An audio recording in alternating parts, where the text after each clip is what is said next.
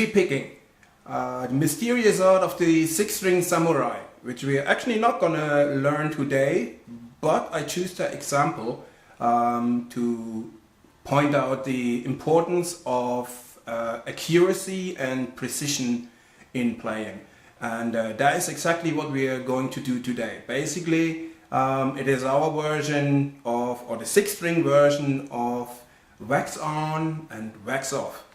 Let's start right away, as always. I have picked a very old pattern. That pattern is as old as the universe, or at least as old as the guitar itself. And it's basically this one here.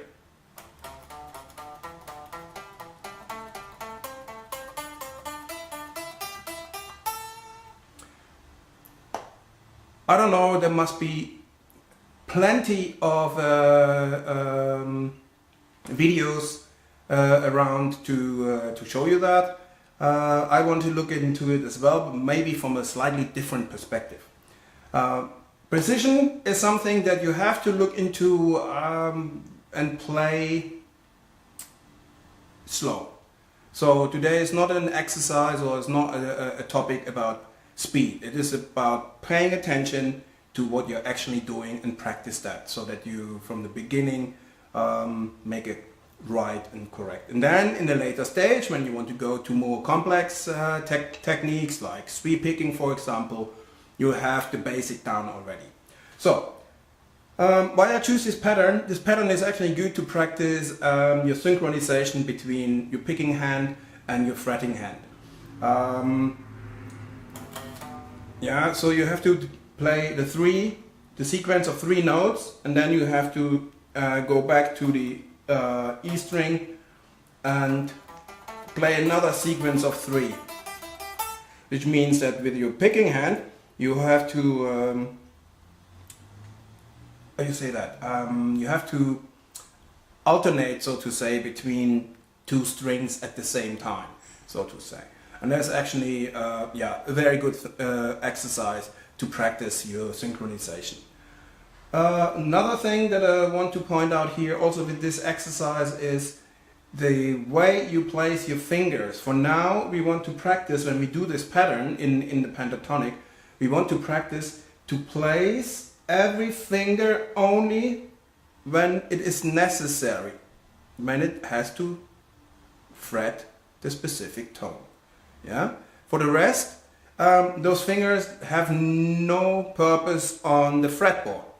Yeah. Only that specific finger that actually at the moment is fretting has contact to the fretboard. All the other fingers can actually make themselves on the way to where they're supposed to be in a moment's time.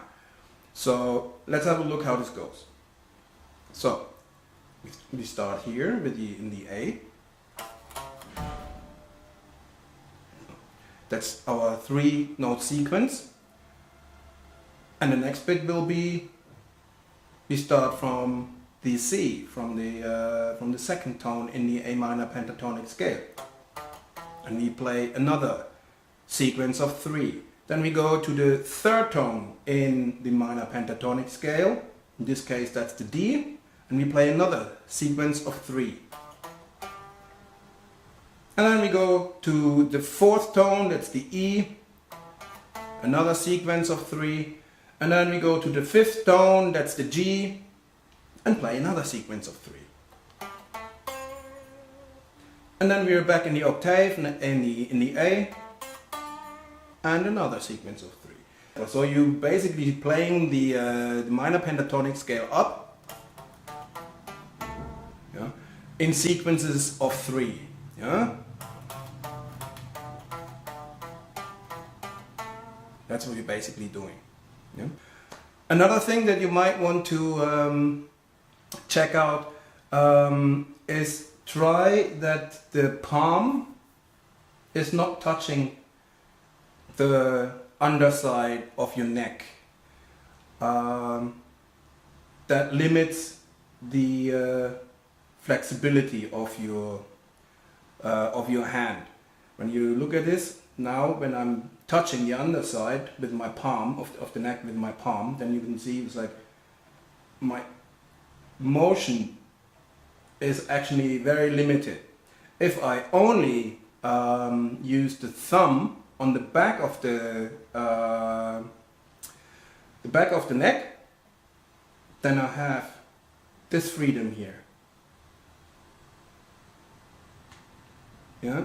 So try not to limit yourself by these minor, minor is actually major issue if you want to shred. What should this exercise look like when you play it? It should look like this. So the palm is not touching the neck, and only that finger that is actually fretting is touching the fretboard and the string.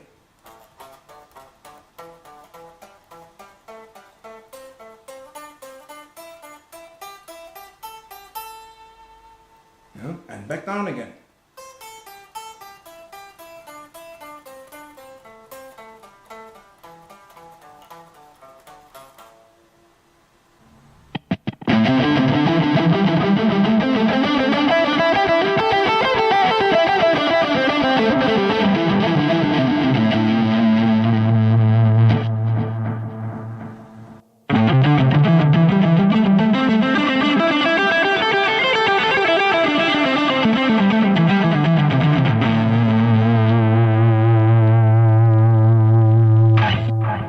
Notice how I move my wrist forward when I'm playing the lower notes or the lower strings, to still be able to play without the palm touching the underside of the neck. So have fun with practicing this, and be patient with yourself as well. That's most important, that you are patient and that you don't lose the fun. One word I would like to lose on the topic of how to position the fingers on the neck and how to position the thumb on the backside of the neck, etc.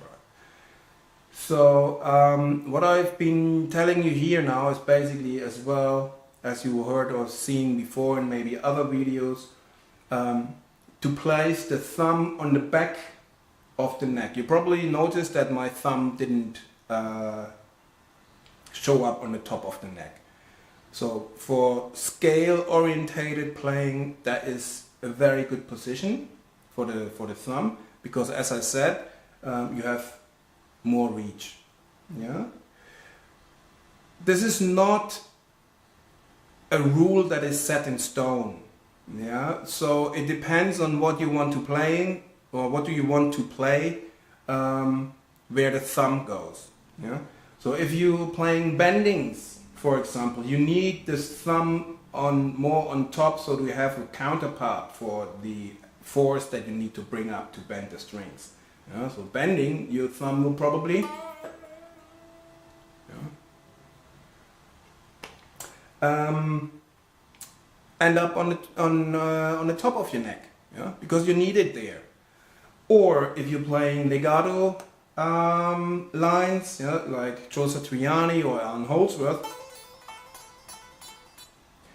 thumb again is on a slightly different position on the back of the neck, because again you need to have a certain force available to play this. And this is one of the problems in playing guitar, because you need to change your positioning and how you hold your hand, depending on what actually you are playing at that time.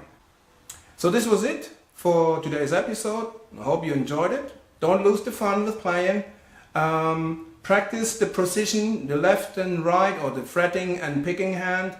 Synchronization, make sure that only that finger that is currently fretting touches the fretboard. Have a look that the palm doesn't touch the underside, if possible. Doesn't touch the underside of the neck, so that you have maximum reach with your fingers.